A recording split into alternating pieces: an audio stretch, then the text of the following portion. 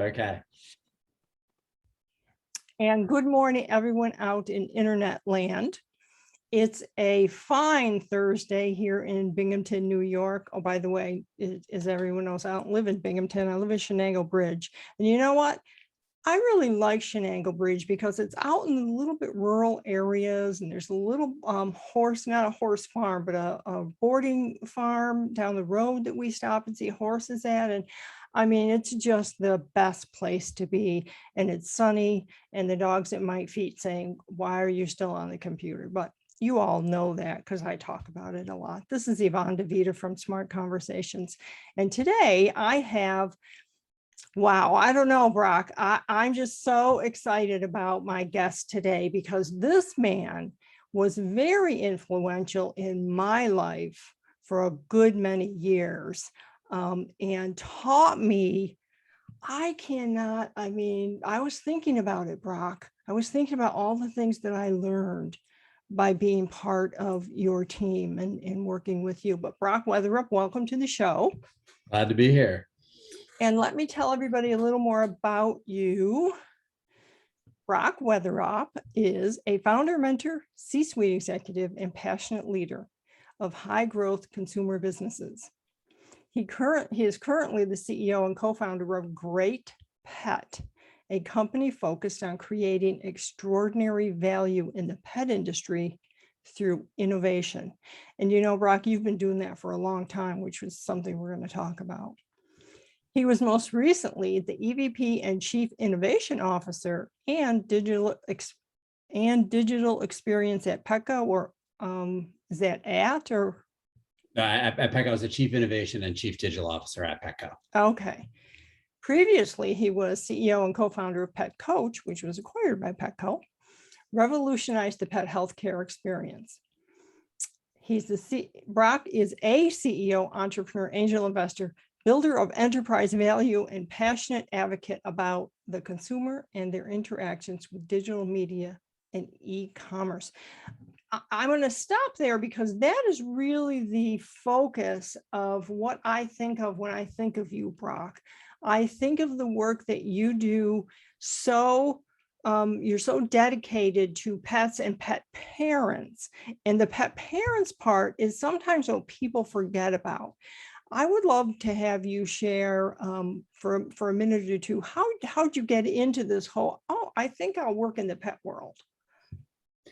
Well, like everything, I didn't set out to work in the pet world. I've always been, like many ways, I would describe my perfect day in life to be going for a long hike in the woods with my dog, coming home and sitting on the couch and watching a football game. That's my perfect day. And I guess I've been very lucky to make my career about basically that perfect day. So I spent, early part of my career just kind of around the kind of world of events and kind of other things. Again, with a company called Interactive Corporate, I see people know many of their companies to be little things like Ticketmaster.com or Match.com or CitySearch.com or other things. I ran a outdoor recreation business inside that portfolio called Reserve America. So we were doing hunting, fishing licenses, backcountry permits, campground reservations. So the outdoor part of my life, I got to be fulfilled by being the CEO of Reserve America. I left IAC and then started a business called Fathead, which fulfilled my sports enthusiasm side of it. So for those who don't know, Fathead was a business to create, kind of large wall graphics to celebrate being a sports fan, and doing that in a modern version of a poster in some way, kind of call it that way. And then after that, I got into the pet industry. So found a business that was in Pennsylvania. At the time, it was called Pet Food Direct. It was a bit of a turnaround story. So petfooddirect.com is exactly what you'd think the company petfooddirect.com would be. And, we were selling products direct to consumer. And so that got me into the pet industry. But the consistent thing through all of those, so whether you're a major fan of the outdoors or a big fan of sports or a big fan of pets, you're a passionate consumer. And there's emotional engagement and there's excitement and enthusiasm, all of those things. And so pet kind of filled that same sort of arc around all of those things.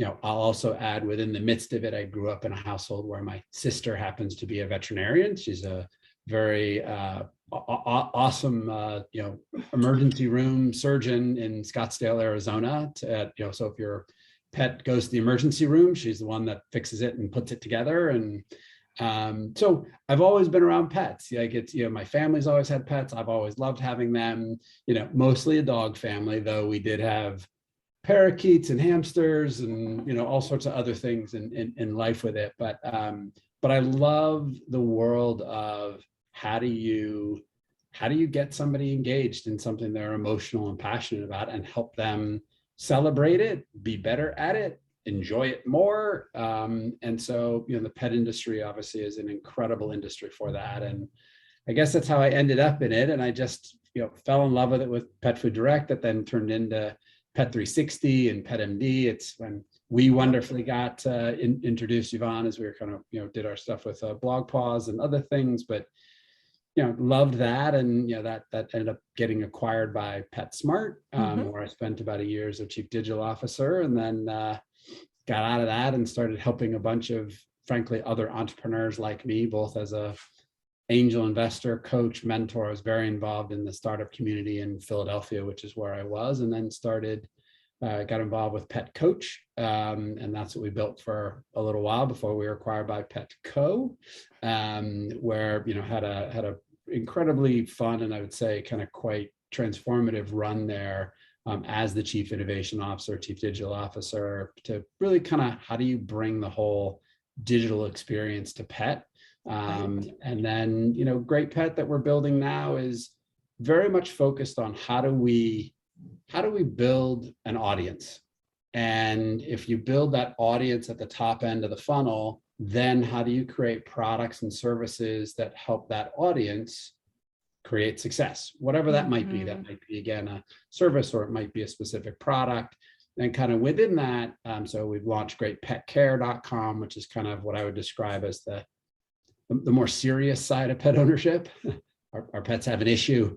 How do we do something with it? At the same time, we were able to acquire, and we've now grown quite a bit, what many people know, which is the fun side of pets and dogs of Instagram, which is part of our world. So we kind of think about it as, audiences come in, my dog has hip dysplasia. What does that mean? I want to go research it. I end up at greatpetcare.com because of that. Right. I want to smile because I love my pet and everything else. I'm going to post a picture and I'm going to tag dogs of Instagram. I'm going to follow that. And that makes me smile every day. Right. And so, okay, that's an everyday, but I don't want to read about hip dysplasia every day. Right. Right. And those sorts of things. And then we've created a number of products underneath it. So just love the space. So yeah, you really have some of the keywords and the things that jumped out at me while you were talking. First of all, your sister's a veterinarian. I never knew that. How awesome is that? Your sister being a veterinarian, and an emergency room veterinarian at that. How awesome is that? And by the way, I just want to mention to everyone that Brock's dog is named Boulder. And I don't want to leave Boulder out. You're going to see pictures of Boulder on the blog post when I post it, because he was a big part of when we were at Pet 360. He would come to the offices. So, I mean, Brock isn't just talking the talk, he walks the walk also. But the words that jumped out at me, the biggest one was emotional connection and building that. And that's how I remember, is that you really get the concept that we pet parents are emotionally connected to our pets. And so how do you translate that into a digital community and a digital conversation? Is that, I mean, those are the things that I remember you being really passionate about, because we as pet parents need that connection to the information that you at Great Pet perhaps, and I love Great Pet. I was over there this morning looking at it for a specific reason that I'm not going to talk about right now, but for my dog. But you really want that engagement. You're not just there to build a website to sell something. Well, we all have to get up and go into work, and I want to love what I do. I guess I would say, like, look, there are ways to probably make more money and do other things that are in the short term, but that doesn't make me feel rich in life. Right. And, so a big part of it is that way. I'll harken back to, I grew up in a household where my father was a career executive at Pepsi Cola. And look, at the end of the day, nobody needs brown sugared carbonated water. There is no health redeeming reason why someone should drink a Coke. Yes, awesome that you say that.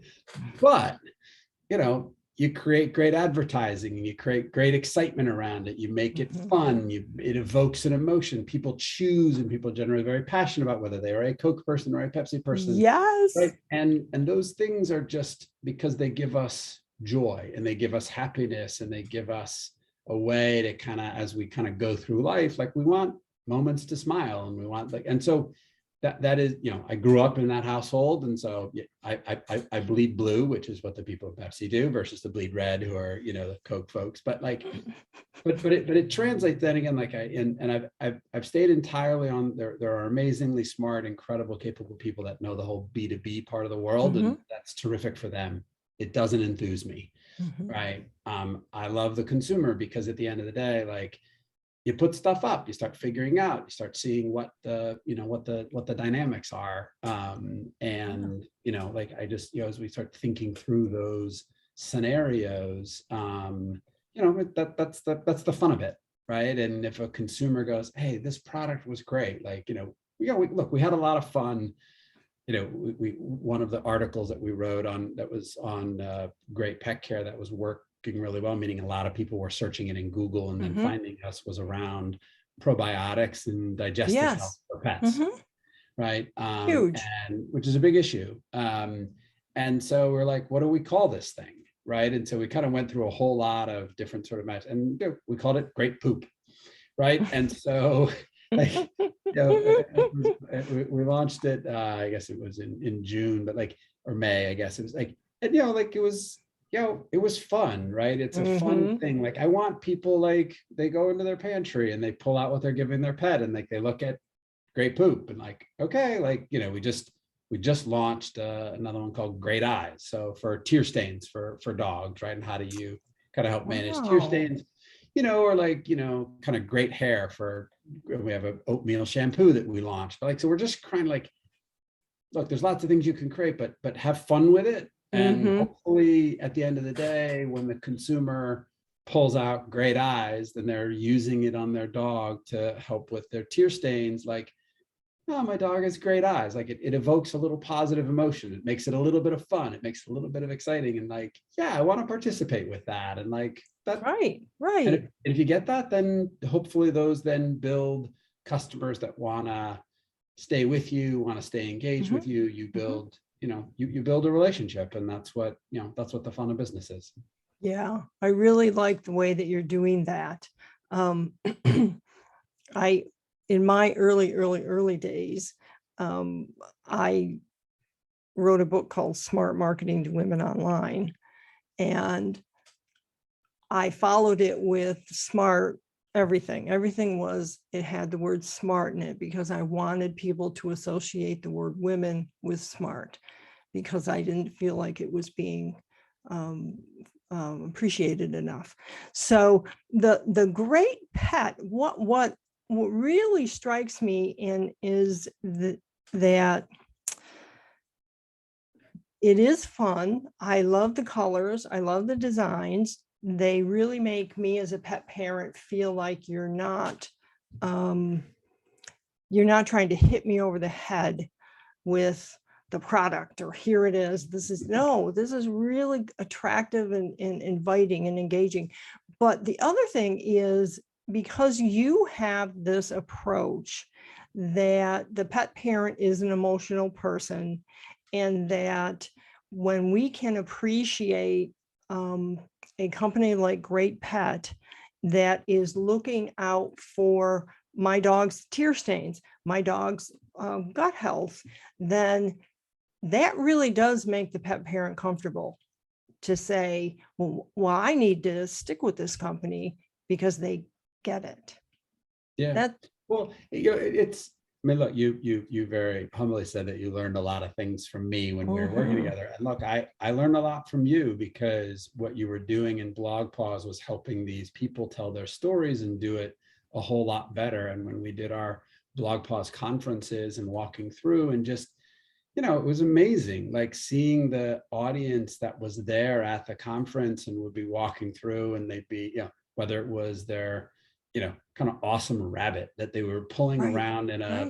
a, you know, in a little cart behind them, right? To the dog, to the parrot, to the cat, to the whatever, like, and just the enthusiasm of that group. Now, granted, it was concentrated enthusiasm for that type, but it taught me, and you taught me, on how to both appreciate it, see it, understand it for what it is, right, and celebrate it, right, and how do you bring it out further, and how do you kind of create more enthusiasm and excitement about it. And, you know, like our Dogs of Instagram team did a phenomenal, frankly, collection of information that they did some research on around September 11th, and we created yes, I saw that. It was fabulous. Kind of these, you know, the service dogs of September 11th. And okay, lots and lots and lots of human tragedy and lots of human amazingness that happened around September 11th. And I don't want to remotely discount how incredible that is. At the same time, there were these animals kind of as a part of it, doing this with no questions asked. They're not worried about the health risk. They don't even know there are, and they wouldn't care even if they did, right? They're going to go until their feet are bloody and everything else, so they can't move anymore to do that. Much like their human companions are doing the same thing. And just, I don't know, just a really cool sort of like telling that sort of story of these amazing creatures who just give so much. And that's again, if we can help tell those stories, help create products so that your average person has a better experience with their pet, well then, yay. Like, then that, you know, that works wonderfully. I love the word stories, as you know. I'm all about telling stories. And I really do appreciate the fact that you get the concept of the whole, it's a story. And the story isn't just about the person or the pet or the person and the rescue animal. It's about them together. This is not, I have a dog, or this is not, there's my dog. So it's so fantastic to see those stories that were posted in Dogs of Instagram. I did see that, and it was fabulous. Those of us with dogs and cats also, and other pets, I don't want to leave anybody's pets out, but when we think of disasters happening, for instance, okay, there's a disaster somewhere in the world every single day. But when I see a disaster happening, I don't discount the human tragedy, but immediately I say, what's happening to the animals? You know, who's rescuing them? What's going on with the animals? And that was something BlogPaws tried to address when we were looking at our World Vets program and supporting something that already existed, which is what we wanted to do at BlogPaws, is support. Like, Great Pet is something that we would have been able to believe in and support. So in your travels and all, I mean, when I knew you, you were in Philadelphia, and you're now in San Diego. In your travels, how do you, as a, for instance, as a angel investor, that's the word I'm looking for, as an angel investor, how do you look? What goes through your mind, having the experiences you have, the knowledge you have, when you're looking at a company as an angel investor? Yeah, it's always a tough one, because there's so many factors, right? I mean, the fundamentals of a good business conversation are very simple for everyone, which is, are you going after a market that's big enough to matter? Okay. Right. So if you're going after a market that's worth $5, then okay, great. You win all of it. You got $5. Like, that's not going to help anybody. So is it market that's big enough? And then second, is your idea or what you're trying to build or create gonna make a difference? Can you believe that that is something unique. And it doesn't necessarily need to be some revolutionary product. It can be a better version of one that's there. Or maybe you're able to make it a different way and you're able to sell it cheaper. Or maybe you're like, it can be lots and lots and lots of different things that fall into that second category of, is it believable that you got something interesting? Right. And I think people worry that like, I got to create something breakthrough that nobody's ever heard of. And I'm like, you know what, like, unless you're like, one or two sort of crazy, amazing people in the world, like, with all due respect, nobody has that much smarts, and most people, and a lot of times that's also a little bit lucky to find something that's amazing, right? And then the third key piece is, do you have basically the team, whether it's yourself personally or the people around you, do you have the collection of know-how and personalities and willpower and situation or whatever to be able to go after that in a big way? Every great business is based on those two things. Is it big enough? Is what you're doing matter? Do you have the ability to get there? Right. And those three things are everything. Everything after that is like secondary. So that's kind of the start. And if you've got your thought and you feel good about those three things, then you have a conversation to happen. I think for me, like, and there are a lot of people that are out there, like, look, I ended up investing in a company called Pet Shop Bowl that's based in the UK. It's an e-commerce business in the UK. And the way that it happened was, so the founders of it, Adam and Lexi, like Adam basically stalked me on LinkedIn right after we sold Pet360 to PetSmart. Okay. Wow. And he basically was like, I just want to learn from you. Like, can you help me? And like, and he was very polite, very respectful, very thoughtful. But like, and he was like, I'd love, if you have any advice on A, B, and C, would love it. And like, look, people like to give advice and people like to be asked. And so, I was, whether it's a pay it forward, pay it back, I took that phone call, thought it was interesting. I gave him some stuff. He called me back and we had a few other things. So we followed up probably over a few months. And then he was trying to figure out like what they were going to do going forward. And, they were trying to build a warehouse and they were kind of short on, they hadn't brought in any external capital. And so I invested in him. And I said, well, I believe in you. I believe how you've gone through this. I believe big market. I believe you've got a unique play on it. I believe you've got the team to go after it. I can help you kind of go there. And so that got exciting for me.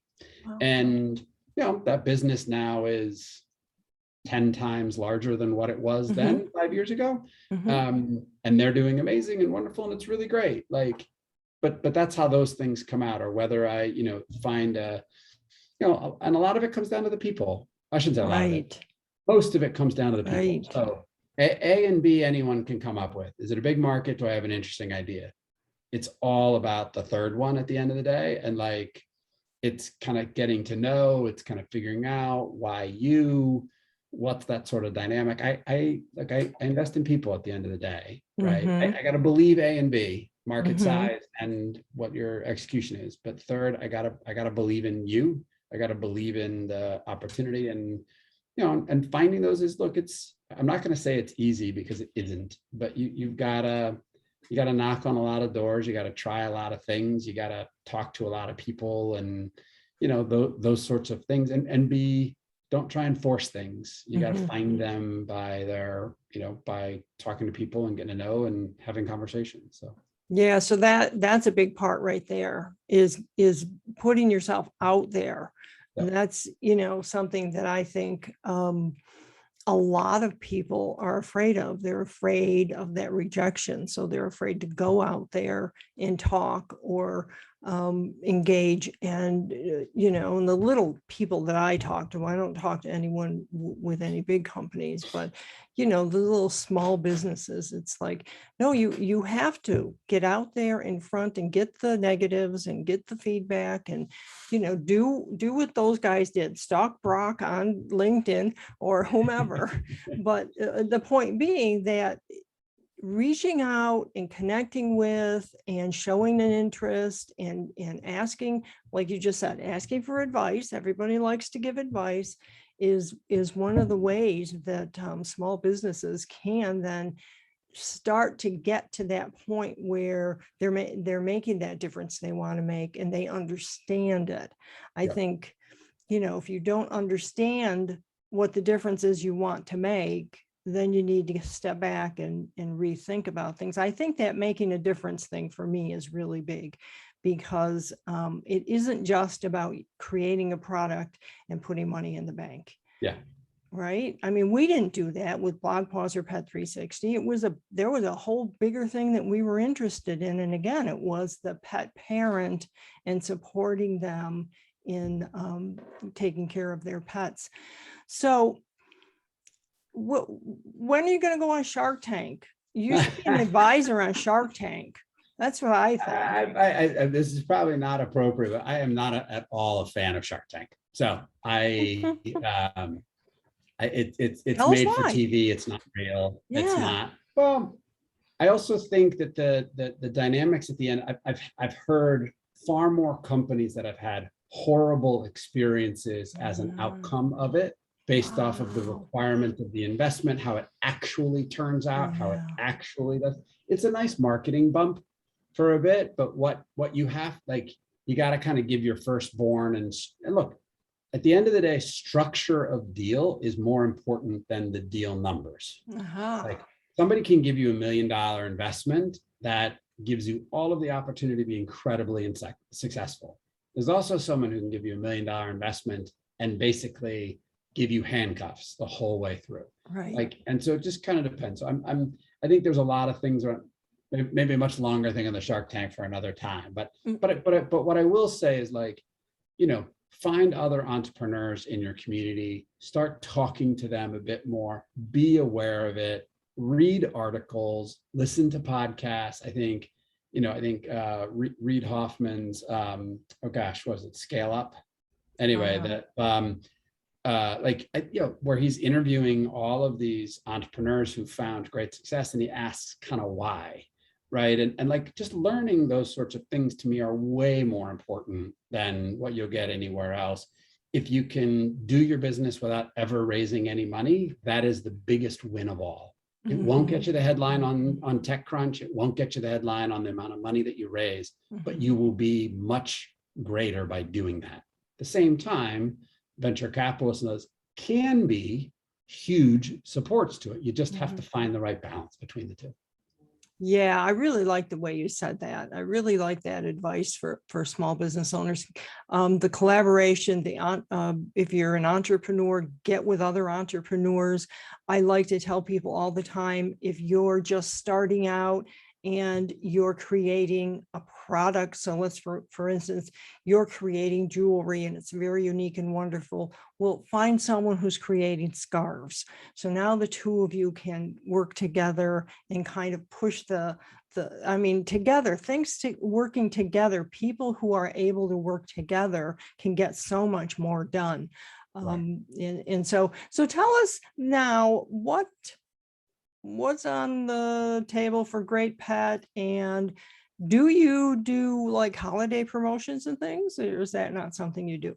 Yeah, no, we sure do. So I guess a pre-invite for everybody is that actually going live, is actually live right now, but we're actually starting to publicize it on Monday. So on November 1st, is we're actually creating a whole kind of that fun side of pet ownership.